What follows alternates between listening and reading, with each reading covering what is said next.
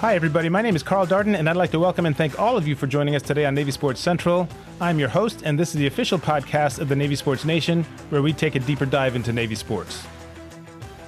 It has been a fantastic couple of weeks for Navy sports teams. Since our last episode, the Mids have taken the Star Series with 2 solid wins over Army and won 2 Patriot League Championships. And at the same time, the men's rugby team has punched their ticket to the national championship game for the second year in a row. I'll give you the details on our sports update coming up shortly. But you are definitely going to want to be here for our deep dive segment because my guest and I are going to give you a complete breakdown of the Navy women's lacrosse team's huge win over Army. So stick around. We've got a lot of ground to cover.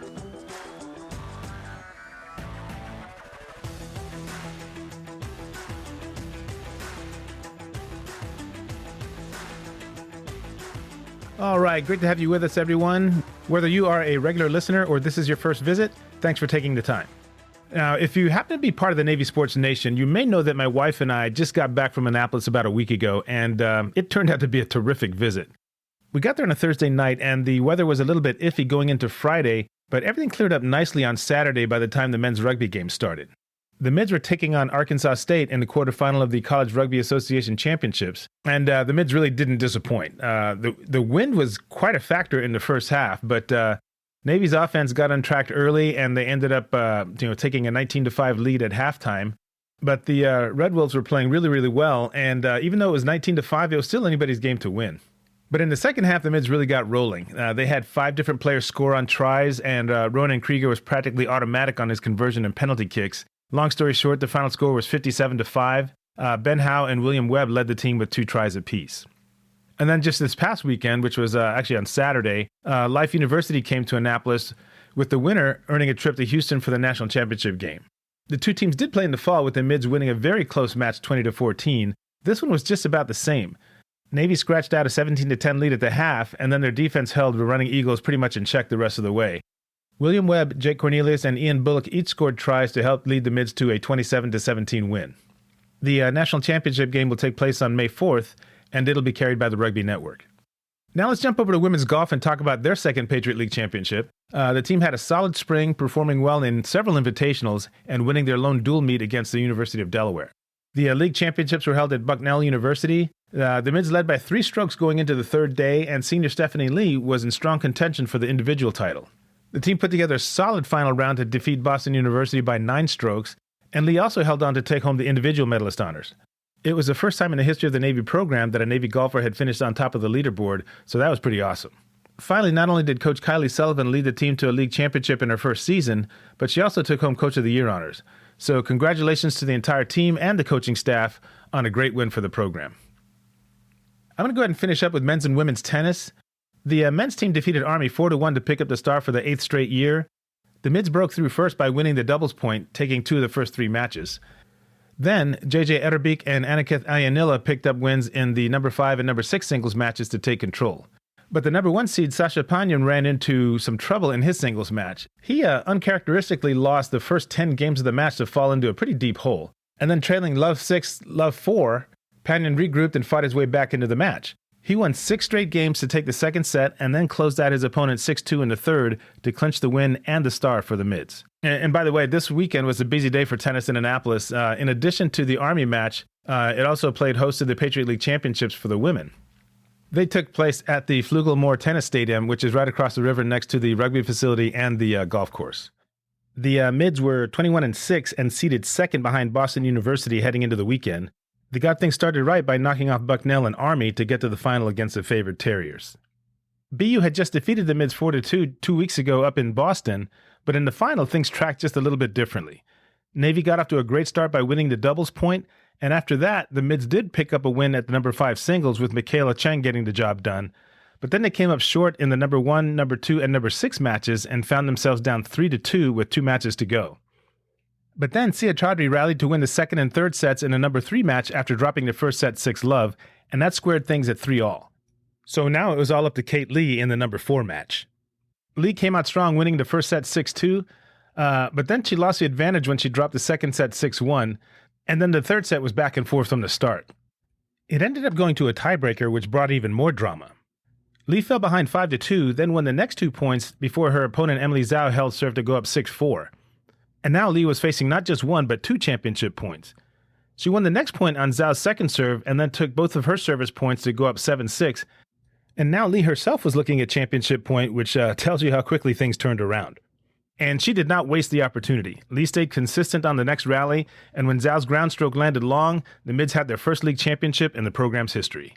You know, I watched the highlight video of this match, and I've got to tell you that when Kate Lee realized she'd won, the wave of emotion you saw flowing through that entire team and the coaching staff was just priceless. Congratulations to the athletes, the coaches, and anyone else connected with the Navy women's tennis program. It was great to see the team take home the hardware after fighting so hard all year.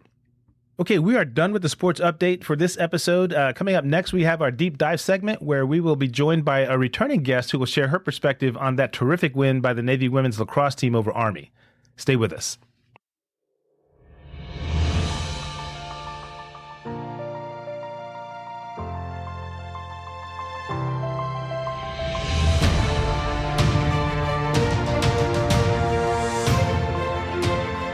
You know, one of the things I really enjoy about this podcast is having the opportunity to meet people who are associated with the different Navy sports. And it's even better when they come on the show to share their expertise and bring some true value to the show. One such person is Cynthia Lisa from the class of 2000. Cynthia joined me last year to preview the women's lacrosse team, and I had such a great time, I immediately made a note to invite her back at some point this season. The Mids win over Army gave me the perfect opportunity to get her back, so I'm very happy that she could carve out the time to join me today. Cynthia, it is so great to have you on the show with us again. Welcome back. Thanks for having me. I'm excited about this one. All right. Yeah, it's always fun to break down a Navy win over Army. So before we get into that itself, I wanted to get your assessment of the team going into the season. Okay. So what did you see as their strengths? They're coming off a 13-6 year, 6-3 in the conference, and they got all the way to the semifinals in the Patriot League tournament, losing that real tough double OT game against Army. So what did you see going in, and what gaps did you think needed to be kind of tightened up? So I think, one of the biggest things is the youth of the team last year. And we talked about this last year. And when you're returning, a youth cadre kind of successful athletes, that's always beneficial because they've got another year under their belts. They're much more confident.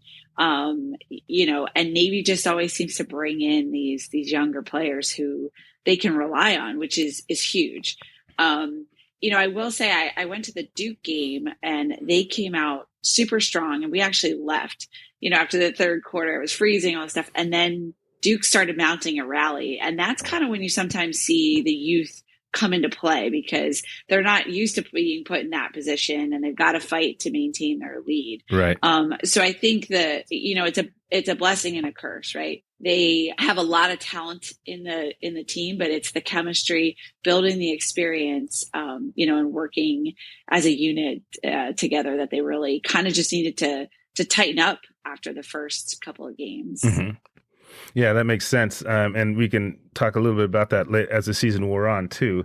Now, one of the things that caught my attention early, and it was pretty disappointing. As a fan, I couldn't help but be a little bit worried when I saw that Eva Jovino was lost for the year, knee injury, I presume.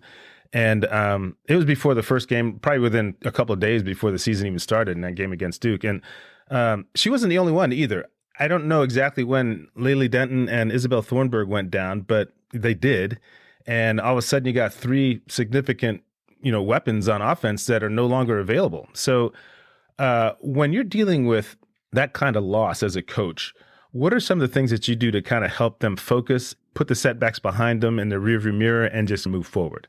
I mean, the nice thing about a team like Navy is they're never really, down. They're always just reloading. If you look, they've got one of the biggest sidelines in the sport. So they always seem to have these weapons kind of ready to go. I think what it takes is then just building confidence in the players that you now have to rely on, but also you might have to adjust some of your plays and some of your style of play, depending on who you're losing and what they are good at.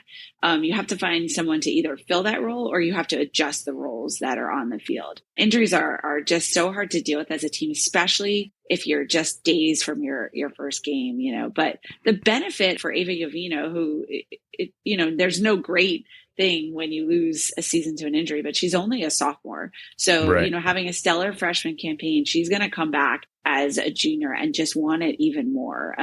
She's still been a part of everything, as far as being in the huddle, learning the plays, being on the sideline and things like that. When I've had injured players in the past, I can almost make them kind of like a coach, like, hey, you're going to be on the sideline with me. You're going to be another voice for me. So now she has that big picture view, and I bet she's just going to have a killer second class year. It's unfortunate about Lily Denton, a captain. That's just really tough. I don't know if we talked about this at all, but she was a walk-on to the team, and then progressed her way up and made captain. And that's just such a devastating way to go out. But I think Navy does what they do, so well. They adjust, they adapt, they overcome, and they have such incredible athletes who, even if lacks IQ or, which isn't usually the case, but if it would be the case, they can just get them up to speed very quickly. Right. Okay, so now let's go ahead and get to the game itself. Both teams played a fairly challenging non-conference schedule. I think Navy fared a little bit better, but both of them were 4-1 in league play coming into this game. In fact, Army had won 4 in a row thanks to Allison Riley and Bridget Duffy, two very strong players who are having excellent seasons. So I was wondering if you could point to maybe one thing on offense and one thing on defense that the Mids absolutely had to do if they wanted to come out on top in this one. Yeah, so I think defensively, matchups were huge. You talked about Allison Riley, but Bridget Duffy is really their huge star, and she's just had a killer. She had a killer freshman year. She's a dual sport athlete at Army. So I think matching her up, was huge, and then also matching up Allison Riley. So that was really important to know. That definitely had come into play. I think attacking wise, you have to attack as a unit. You can't rely on one star or one, player. You really love these games where it's like a couple of athletes have 3 goals or, instead of having, one athlete have 9 goals. I mean, don't get me wrong. If that's how you won, that's fantastic also. But if you have that every player is a threat and they're working well as a unit, looking out for each other and playing as a team, you can't beat that. And clearly Army could. Yeah. I mean, just reviewing the stats, what do we have? 3 players with hat tricks, right? And then just a slew of them with 2 goals apiece. And yeah, so I think they said like 7 different players scored in that game. So that was pretty cool. That's awesome. That's what you want as a coach. You want every attacker to be a threat because they can't stop them all. If you have 1 or 2 stars, it's easy to plan your defensive strategy around that, but it's much harder if, it's like whack-a-mole, you don't know who to hit first. So I think Navy really did. That's what their strategy and, everything was great. Right. So when you're watching the game, a lot of times, especially in these Army-Navy games where they're so tight, and a lot of times the game can just turn on a dime on one play maybe. Did you see a specific turning point in the game, or was this one of those games where there was just pressure building all throughout the game, and then at some point, the goal differential versus time remaining just became too great for the Black Knights to overcome? What did you see there? So I'll be honest, I know Army had the first goal, but I really thought Navy just looked so much stronger from the start. They had a lot of shots early on. And if you look at the stats, I mean, it was 6-4 after the first quarter, and then it was 11-6 at the half. Going down 5 goals in an Army-Navy game into the half is just so tough. And the second half of the game was really balanced. I mean, it was 4-4 in the third quarter, and then 2-1 Navy in the last quarter. So if Navy hadn't had that lead going into the half, it could have been a different game. So I really think that they came out, it's so much better to be at home. I think they came out on fire, and I think just continually pushing the pace and getting those shots off it's just demoralizing. I do think that by the end of the third quarter, yes, they were that even in the third quarter, each scored 4 goals. But I think at that point, you were thinking we're still down, you got a lot to come back. And in an Army Navy game with 2 teams that are, it's usually similar type of athletes. They've had a similar schedule throughout the year. It's hard to come back from that. Yeah, I would agree. I think for me, when I was seeing that, I kind of felt like it was just, kind of like what you're saying. They started out strong. They're getting a lot more shots, and it just felt like Army's defense was just on their heels the whole time. And eventually they were just going to get tipped over. And that's basically what happened, starting really in the second quarter. And then, like you said, they played even through the third. But at that point, Army couldn't afford to play even. They needed to really make up that differential, and it just didn't happen. Yeah, it's really, like I said, it's really hard with teams like this. Like if you go down, it's a bigger mountain to climb than if, it was an easier team or something that, and maybe not the end star game. Right. Yeah. Clearly, all of those factors, and you're away, you're Army, you're away, you're, not the home crowd and everything. So I think that they came out on fire like people usually do in an Army Navy game, and they were not taking the foot off the gas pedal. And that was very clear. Right. Yeah, and I have to believe that I saw a game earlier against. I mean, it's Army Navy, so the players know what's at stake here, obviously. But I just remember watching the game against St. Joseph's, and it was a non-conference game, so that was good. But they were up 12-7, and I said, okay, it looked like they're in control here. And then, darn it, the game just kind of got away from them. So I said, well, I wonder. I'd like to be in the locker room right now when Coach Tim Shaw is talking with them, just to kind of see, because I got to believe that whatever she was telling them then were things that were in their mind, against the Black Knights, because at one point the score was 12-7. And that's when maybe just for a minute, I felt a little uneasy thinking back to that St. Joseph's game. Obviously that didn't happen, and the Mids kept up the pressure, actually outscoring Army the rest of the way. Yeah, that's so funny, because I never felt that way. I felt, even when they scored that first goal, Army scored that first goal, I'd have to look specifically at the stats, but I think we already had a couple shots off. And I was like, if you can get those shots off, they're going to go in eventually. You just got to keep attacking, because now their defense is tired.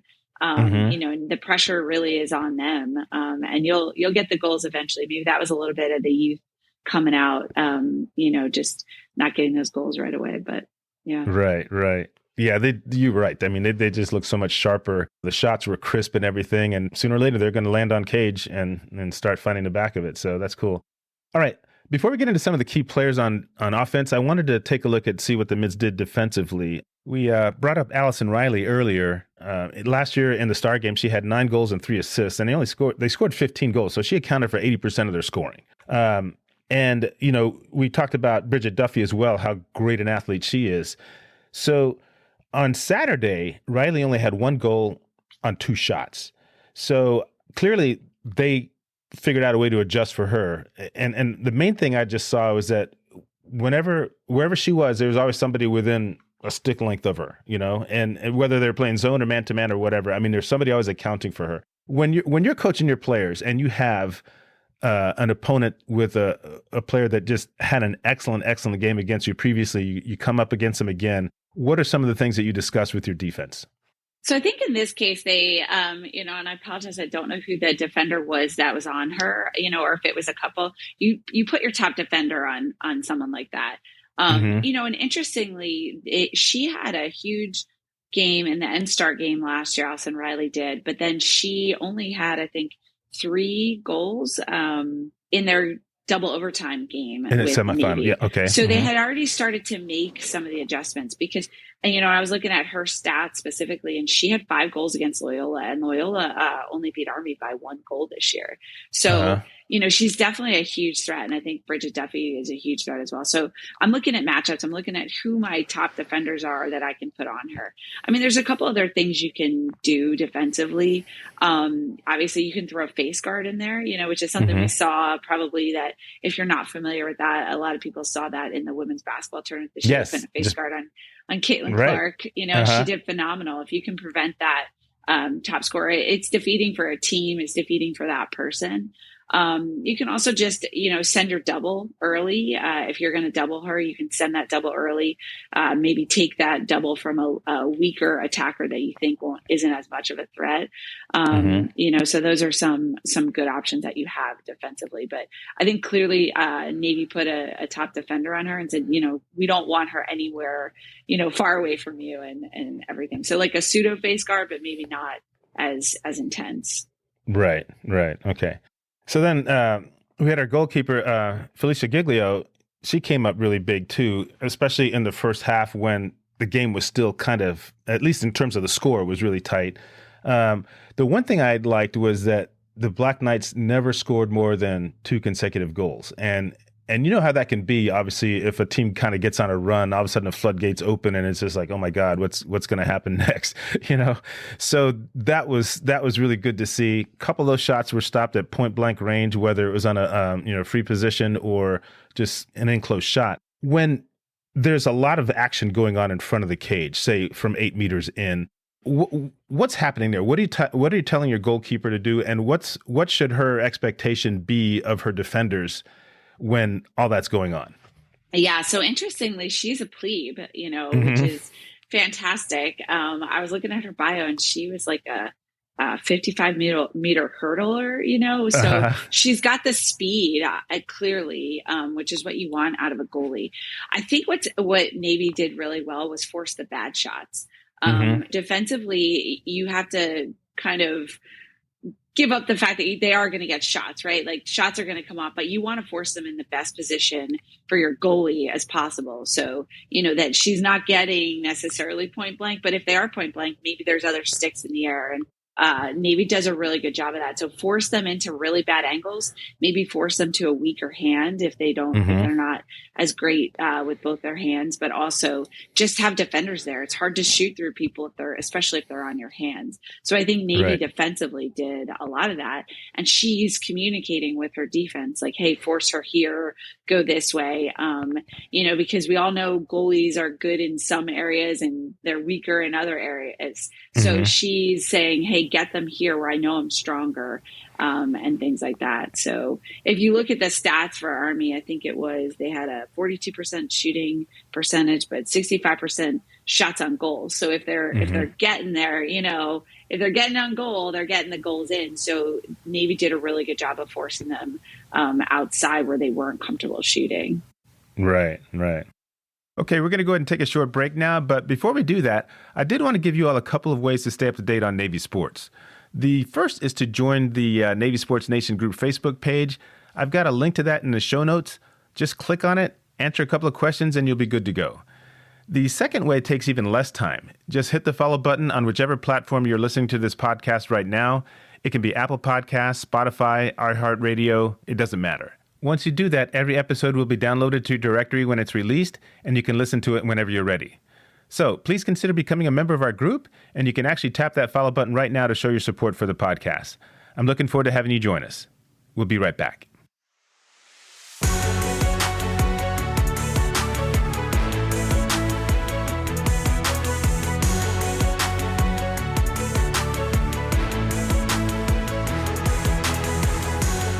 Welcome back to Navy Sports Central. Carl Darden here with you. Joining me today is Cynthia Lisa from the class of 2000, and we have been breaking down the Navy women's lacrosse team's big win over Army. So, Cynthia, now let's look at some of the standout performances on offense. We all know that you can't score unless you have the ball, right? And when it comes to that, the performance Alyssa Daly turned in against Army controlling the draw was just terrific. Up until then, I'd never really focused on her technique. And while watching her, I was thinking, man, she's just popping up that ball in the air and taking it herself. 2 years ago, they had Reagan Roloffs, who was basically, I just thought, a draw control savant, But what I saw Alyssa Daly do on Saturday was something else. It just blew me away. So I was wondering if you could speak to that a little bit. How much of winning that draw is technique and just having a ridiculous sense of timing for the ref's whistle? Because I think that a couple of times Navy got the draw because Army went early because they knew that they were probably going to lose it anyway, So what are your thoughts on that? She is incredible. And she's listed as a defender. So really interesting that she's become this draw specialist. She didn't even, I think, compete her freshman year. I don't think she saw the field. So all of these factors, this was her moment. She was ready to go and she was out there. Wrist strength, wrist speed, and then IQ on the draw are the 3 top things you look for in a draw specialist. Obviously, the technique, ideally, it is popping it to yourself every time because you don't want to necessarily send it out to the circle unless you know for sure someone's going to get it. So we really kind of preach that. And then that wrist strength, or wrist speed, first of all, we practice a lot of times just whistle reactions. So knowing that and be able to react really, really quickly, it's kind of similar with what we look for in a goalie, right? That speed, that reaction time. And then it's all wrist strength. A lot of it, not necessarily the wrist strength to like get it where you want, but to be able to handle that ball, with sticks are flying at you and things like that. It's great that you got it up in the air, but you have to one-handed grab it, protect it, and get it, out to space before you can really progress into the offensive end. So she was just a stud. It's really hard. Obviously, as you said, you can't score without the ball, but it is so demoralizing when your team does not win the draw because, even if you score a goal and then they get the ball, it's just, it really sets a team back. So I think that was a huge, huge piece of the game on Saturday as far as their mental, status. And I don't know if you saw her on the sideline, but she was just fired up, so excited after the game. And, she knew what she had done for her team. Right. And I tell you what, the point in the game when I felt like, okay, this looks like it could be the Mids' day was they were down 3-2, but then they scored 3 goals in a row to make it 5-3, right? And then they go to the circle. Daly wins the draw. It pops up in the air. It goes to herself. Then she scoops up the ground ball, and as soon as she scooped it up, you saw Anna got her up, just sprinting down the left side, and it was not the best angle for Alyssa to make the pass, but she just threw just a beautiful pass just over the top. And Anna caught it and just drilled the shot, to put him up. And it happened basically in like 6 or 7 seconds. So it was boom, just right away. And when that happened, I just like jumped up and I said, all right, this is, I could get used to this, what I mean? So I'm sure it was that's great what to Coach Tim Shaw said too. So it was just I was thinking, okay, yeah, she's winning these draws, but when she gets them, she knows exactly what to do with them too. So it was, that was a great play. And I think after that, Army may have gotten it within 2 scores at some point during the game. I think they did get the 8-6, but they never got within 2 again. So, yeah, your draw unit is just as important as your defensive or your attacking unit, and they really have to know each other's tendencies. They have to know, you have to know every draw taker is going to take the draw, and you have to know what each girl on the circle, what their strengths are. Are they fast? Are they quicker, grabbing it out of the air? Are they tall? Can I put it behind her and she's going to be the first to sprint to there? There's just so much. So, and I mentioned the IQ piece of it. You have to have smart draw takers. They can't just be machines who don't know how to adjust or anything like that, because that'll very quickly go downhill if you have another team who figures you out. It's just a game of chess every time you get up to the draw of where am I going to try and draw to? Where am I putting my draw team?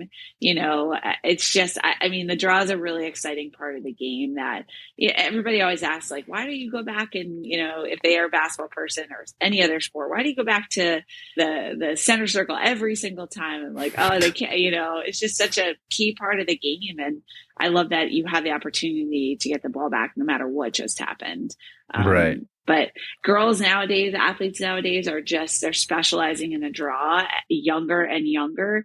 And, I think it's been around in the men's game for longer, but women really, we have a lot of draw specialists nowadays, which is just, it's fascinating to watch. The ones just do like Alyssa did. She just did her job and did it amazingly. Yeah, she sure did.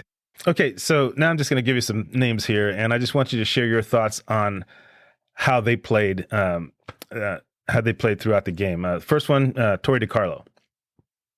She had such a great day. She's consistent. I think she's upper class on the team, and she was their go-to, and she really had a fantastic game. When, in a game like Army, that's important, and lots of pressure and things like that. That's what you're looking for, is someone just to come step up and make it happen. And she did that for Navy today, or that day. Right. Michaela Williams. So I'm going to tell you, she is probably my favorite player on Navy to watch. She is so scrappy. she's from Ohio, so not a hotbed of lacrosse. And Cindy really found a diamond in the rough. Watching her play, she's only a plebe. She can handle that stick. She handled it under pressure. I think she's going to do huge things for Navy. I love watching her play. We saw her, in the Duke game. I couldn't get over it. I was like, this is, like her first game, and she's out there as a was plebe unfazed. with all that unfazed completely with all that confidence and just excited with her teammates and to step into that role. I know Ava Jovino was similar last year, but it's just incredible watching her play. I really, really am excited to watch her for the next few years. Yeah, I'm going to be even more excited to watch the two of them play for the next 2 years. Ava and Michaela. That'd be pretty cool. All right. And I know some of the girls they've got coming in as plebes next year it's just going to be amazing to watch. Man, I don't know how Coach Tim Shaw keeps doing it. It's amazing. It's just a recruiting machine. Yeah. All right, Emily Messinese. Can we talk about she defined what Army Navy is about to me. I mean, that's for those who weren't there or weren't watching, she got smacked in the face. Blood everywhere, oh my God. We were down, on that end, and there's just, her hand was covered in blood. But the highlight was Michaela Williams running out there and finding what ended up to be half of her tooth that had been cracked in that sequence. She is just such a stud. If you watch her go to goal, she is strong. She's powerful. She gets her hips pointed right at the goal and does not let anything stop her. So, other than being obviously an incredibly tough athlete, she knows what she needs to do to get it done. She's a junior on the team. She's stepping into that leadership role. I wouldn't be surprised if she's a captain next year. She just, she embodied what Army Navy was that day. Yeah. Did you happen to watch the highlight reel by any chance, or it was one of the YouTube videos that kind of did the highlights of the game, and the very last scene on this one was her smiling in the camera, pointing to her tooth. Well, what's so funny is, I was there with my family, and my middle daughter wanted to meet her and take a picture. And so I told her, I said, this is what Army Navy is about. My youngster year, we were up at Army for the game. Back then when we played on like a grass field, and it was, your family and friends were the only true fans there. But we played in an era, we didn't play with goggles. And I was coming through two defenders and got smacked in the face, and just kept playing, and they whistled, whistle stop everything. And I was gushing blood. So, I got pulled off the field, and they basically, said, hey, what day is it? And who's the president? And they stuck a Band-Aid on me and sent me back out. And that kind of defines Army Navy. After the game, they sent me to the Army hospital. I think I got 5 or 6 stitches in my forehead, right above my eyebrow. But it was like, nothing's going to, I told her that story. I said, nothing stops you in Army Navy. You're losing blood. She's got, stitches in her mouth. She's got half a tooth. She's like, put me in, coach. And that is what every single player, whether it's Army or Navy, every single player out there would have done the same thing. It was amazing to watch. No doubt. Now, sticking with that theme there in terms of the physicality of the game, obviously not just talking about this game, but there's just so much more athleticism in women's lacrosse now. And because of that, it is going to get more physical. Now, basically, when I saw how Messinese got hit, I don't know that a helmet would have helped in that particular case. Obviously, one of those clear face shields would have. So my question is, I saw some other headshots being taken, kind of like, I couldn't tell how strong they were just from just watching it in real time. But I wanted to get a sense from your perspective as a coach.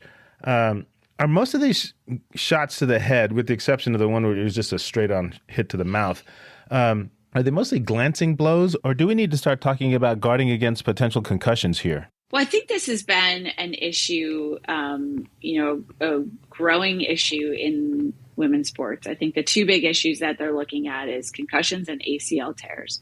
Mm-hmm. The concussion piece of it isn't necessarily solved with a helmet. There's other options. They make the Q collar. I'm not sponsored by them, but they're welcome to send me a few ones. But Right. the athletes can play. That's supposed to reduce the effects of getting hit and things like that. I Mm-hmm. think that what has happened too is, especially in the college game, they're super focused this year on that. In between the 30s, they put so many green cards and you basically can't touch each other. But then they're, down in the attacking ends or defensive ends. It's like, it's still a little bit of craziness. We always say that what's going to fix that is officiating, and coming out officiating immediately that this is not tolerated. We are not going to put up with you swinging your sticks and things like that. Is where it needs to go.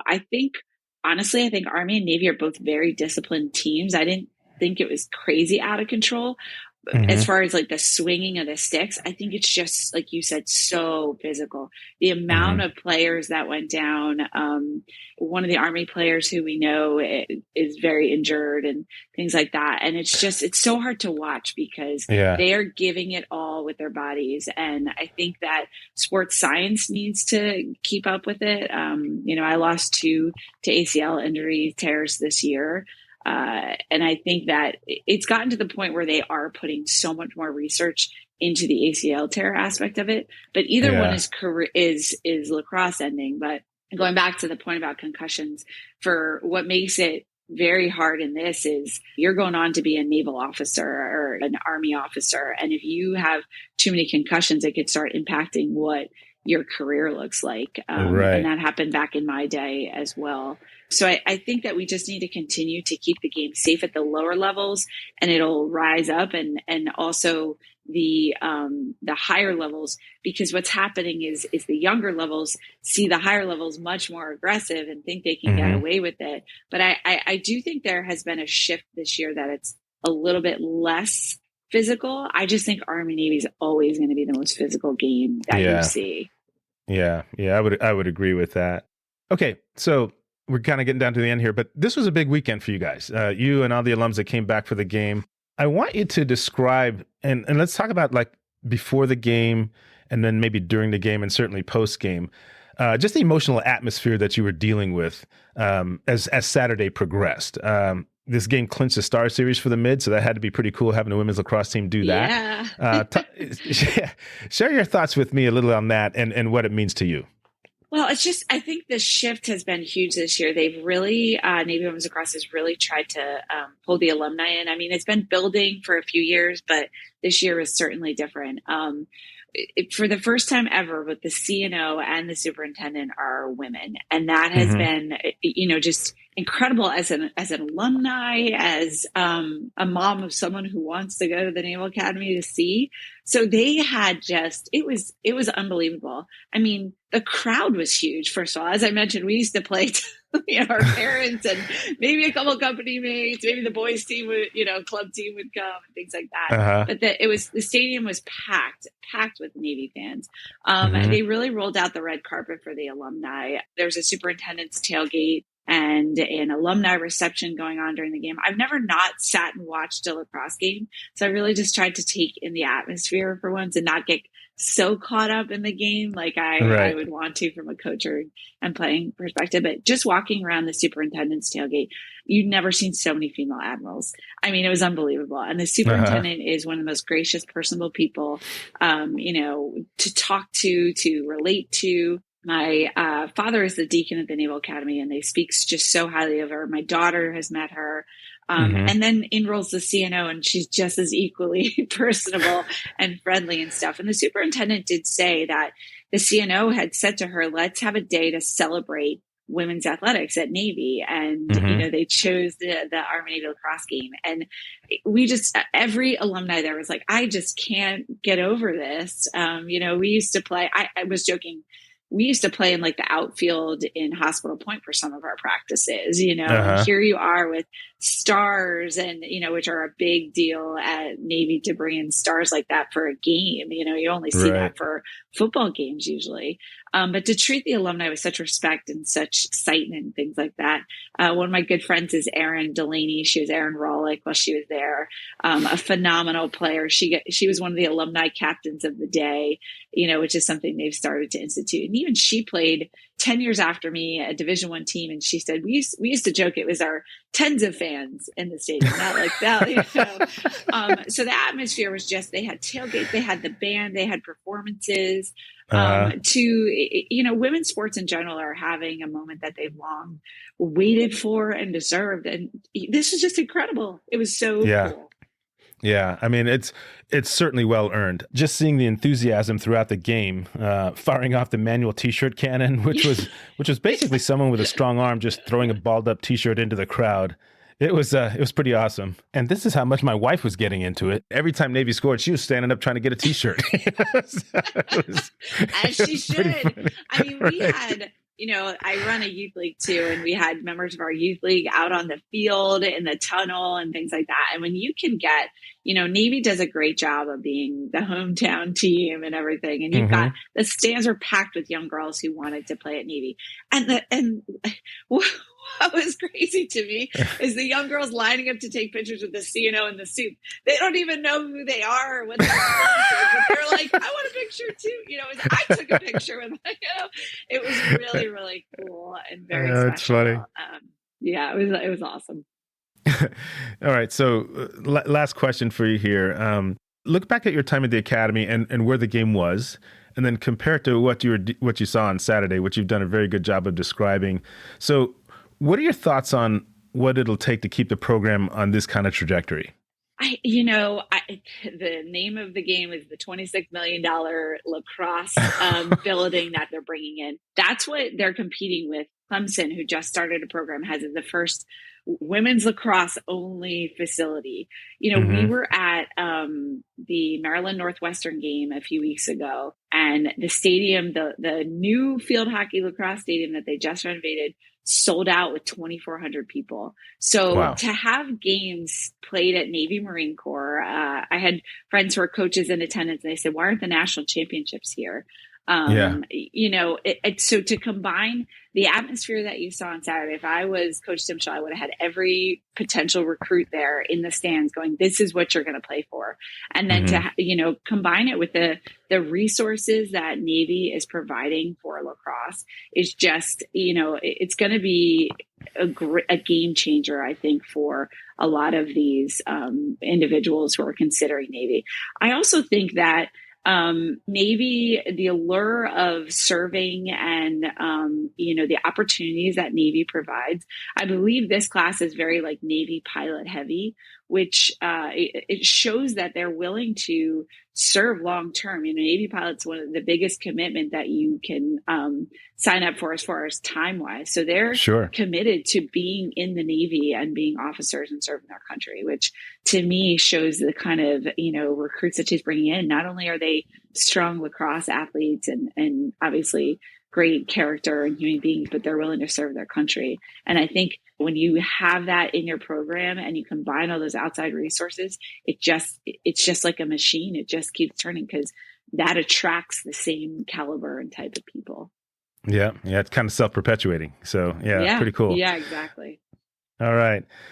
Okay, Cynthia, thank you so much for joining me today. It's been a great conversation. I hope to have many more of these in the future, by the way. This is great. I can be your Navy women's lacrosse expert. I love it. Anytime, like I said, anytime you want to talk lacrosse or Navy women, I'm there. Well, you got a standing invitation, and I'll be definitely taking you up on it. So take care, and we'll talk to you soon. Thanks. Okay, I'm going to make a program decision here and put off the question of the day until the next show, mostly because I want to release this episode ahead of a pretty busy work week for me. So we're going to go ahead and pick up with our mid-watch segment on the other side before we close things out.